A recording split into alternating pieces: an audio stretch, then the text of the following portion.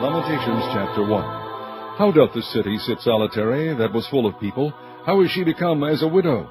She that was great among the nations and princes among the provinces, how is she become tributary? She weepeth sore in the night, and her tears are on her cheeks. Among all her lovers she hath none to comfort her. All her friends have dealt treacherously with her, they are become her enemies. Judah is gone into captivity because of affliction, and because of great servitude. She dwelleth among the heathen, she findeth no rest. All her persecutors overtook her between the straits. The ways of Zion do mourn, because none come to the solemn feasts. All her gates are desolate, her priests sigh, her virgins are afflicted, and she is in bitterness. Her adversaries are the chief, her enemies prosper, for the Lord hath afflicted her for the multitude of her transgressions. Her children are gone into captivity before the enemy.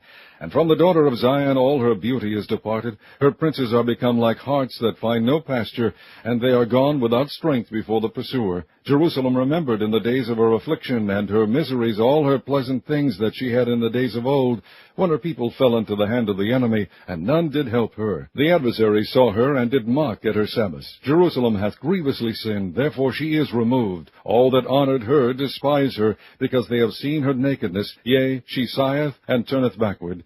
Her filthiness is in her skirts. She remembereth not her last end. Therefore she came down wonderfully. She had no comforter. O Lord, behold my affliction, for the enemy hath magnified himself.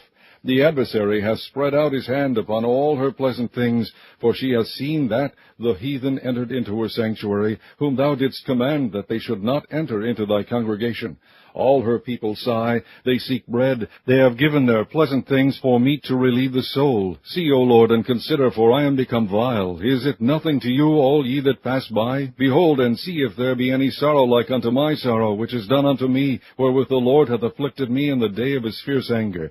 From above hath he sent fire into my bones, and it prevaileth against me. He hath spread a net for my feet, he hath turned me back, he hath made me desolate and faint all the day. The yoke of my transgressions is bound by his hand.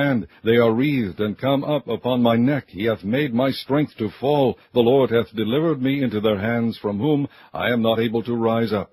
The Lord hath trodden under foot all my mighty men in the midst of me. He hath called an assembly against me to crush my young men. The Lord hath trodden the virgin, the daughter of Judah, as in a winepress. For these things I weep. Mine eye runneth down with water, because the Comforter that should relieve my soul is far from me.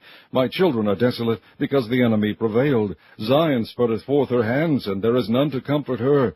The Lord hath commanded concerning Jacob, that his adversaries should be round about him. Jerusalem is as a menstruous woman among them. The Lord is righteous, for I have rebelled against his commandment. Hear, I pray you, all people, and behold my sorrow. My virgins and my young men are gone into captivity.